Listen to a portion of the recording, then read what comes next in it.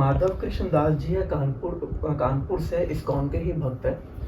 वो प्रश्न पूछ रहे हैं कि जैसे काफ़ी पता चल रहा है आपकी इस्कॉन के अंदर काफ़ी चीज़ें गलत हैं, जैसे भोग अर्पण की विधि गलत है, पंचतत्व प्रणाम मंत्र जो है वो गलत है, गेरुआ वस्त्र जो है वो पता चला कि वो गलत है, वो नहीं दिया जाता।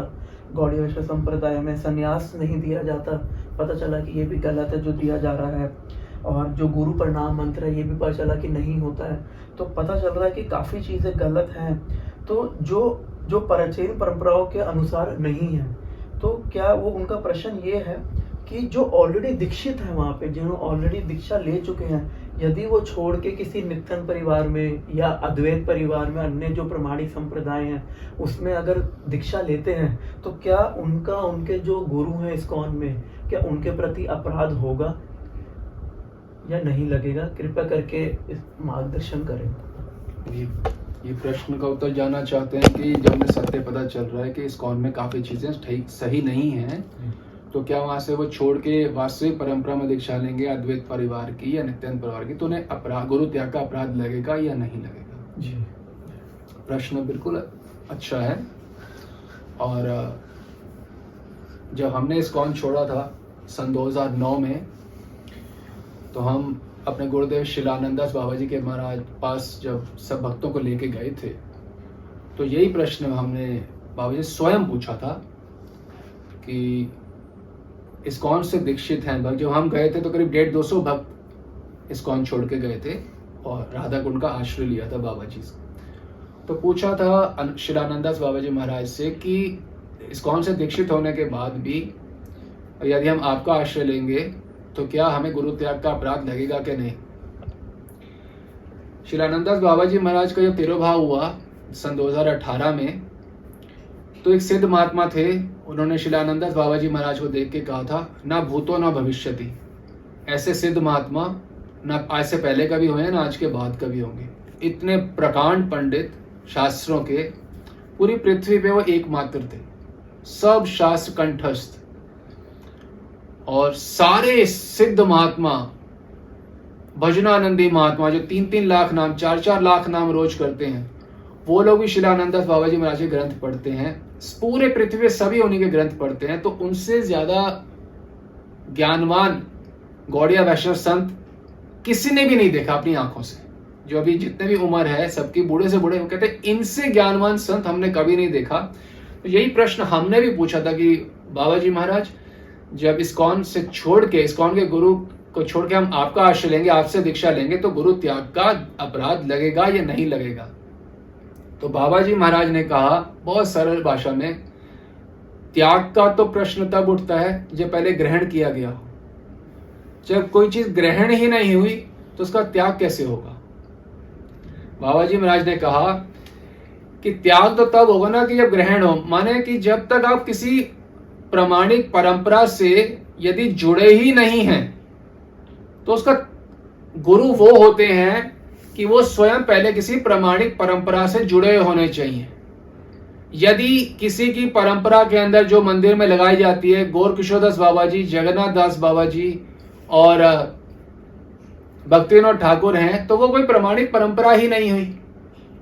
क्योंकि भक्ति विनोद ठाकुर नित्यानंद परिवार के, गौर किशोरदास बाबा जी अद्वैत परिवार के।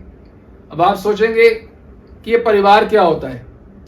देखिए, परिवार होता है, जैसे हमने एक पूरा परिवार के बारे में बताया कि परिवार क्या होता है। अब वो वीडियो अच्छे से सुन सकते हैं आप, उनका लिंक यहाँ पे दे दीजिएगा। हम संक्षिप्त में बताते हैं।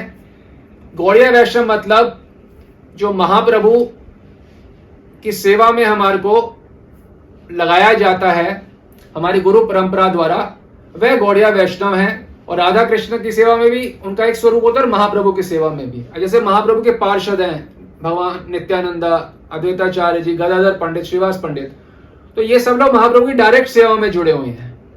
वक्रेश्वर पंडित,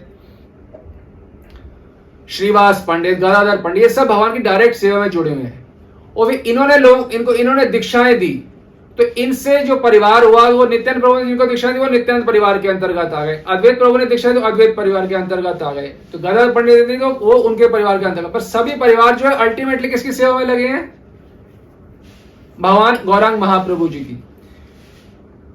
तो यदि कोई अद्वैत परिवार में है, उनके गुरु अद्वैत परिवार के, मान लो गोरक्षदास बाबा जी, उनके गुरु अद्वैत परिवार, जैसे प्रमाणिक अटूट परंपरा है, अगर वो गुरु का त्याग करेंगे तो निश्चित रूप से गुरु त्याग का अपराध लगेगा।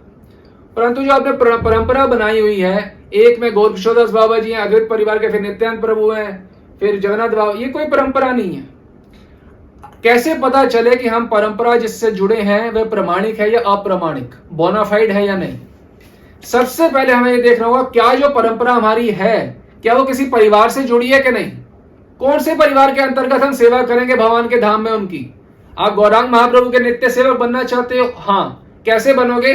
आपको एक प्रमाणिक परिवार से जुड़ना होगा। तो यदि आप नित्यानंद परिवार से जुड़े हो, कोई नहीं कि आपको नित्यानंद परिवार से जुड़ना है, आप अद्वैत परिवार से जुड़ो, आप गदाधर पंडित से जुड़ो, श्रीवास पंडित, नरोत्तम परिवार, जिससे मर्जी जुड़ो, वो अटूट परंपरा होनी चाहिए।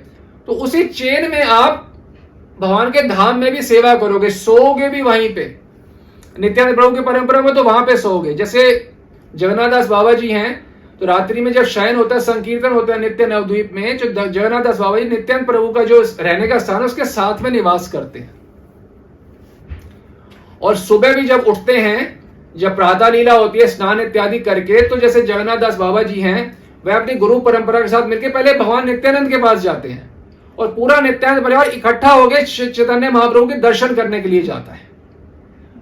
तो जगन्नाथ दास बाबा भी पूरे नित्यानंद परिवार के साथ जाते हैं महाप्रभु के दर्शन के लिए। उसी प्रकार से मान लो गोरक्षदास बाबा जी हैं, तो रात को शयन कहां करते हैं? श्रीवास आंगन में। श्रीवास आंगन में नित्य संकीर्तन होता है नित्य नवद्वीप में, तो कहां शयन करते हैं वो? श्रीवास आंगन में, अद्वैत प्रभु के साथ में, गोरक्षदास बाबा जी।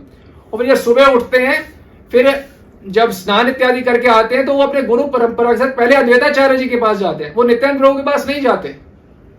फिर वो सब अद्वैताचार्य के पास जाके अद्वैताचार्य के अनुगत्य में सब महाप्रभु के पास जाते हैं महाप्रभु के दर्शन और सेवा के लिए। तो यदि आप सोचो अगर आपकी परंपरा में गोरक्षदास बाबा जी हैं, भक्तिविनोद ठाकुर, जगन्नाथ दास बाबा जी हैं, तो आप कौन से परिवार से जुड़ के महाप्रभु की सेवा में जाओगे? क्योंकि गोरक्षदास बाबा की परंपरा में जगन्नाथ दास बाबा नहीं है, भक्तिविनोद ठाकुर की परंपरा में गोरकिशोर नहीं है, तो आप कौन सी परंपरा में जुड़ोगे? जब तक कोई परिवार ही नहीं पता तो प्रमाणिक परंपरा होती ही नहीं है, ये अच्छे से समझ लो। प्रमाणिक परंपरा है कि नहीं पहले जानो, कौन सा परिवार है अटूट।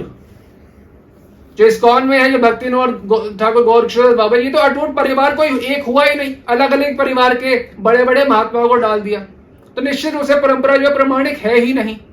और जैसे आनंददास बाबा जी का जब प्रमाणिक परंपरा ही नहीं है, तो गुरु प्रमाणिक परंपरा से जब जुड़ा ही नहीं है, तो वो गुरु हुए ही नहीं। वो संस्थागत गुरु हो सकते हैं, प्रमाणिक परंपरा के गुरु नहीं है। अपराध गुरु त्याग का तब लगता है जब आप प्रमाणिक परंपरा से जुड़े हो, और गौड़िया वैष्णव संप्रदाय के अंदर जब तक आप प्रमाणिक परिवार से नहीं जुड़े तो प्रमाणिक परंपरा जुड़ने का प्रश्न ही नहीं उठता। इसलिए श्री आनंददास बाबा जी ने कहा कि ग्रहण तो हुआ ही नहीं तो त्याग कैसे होगा।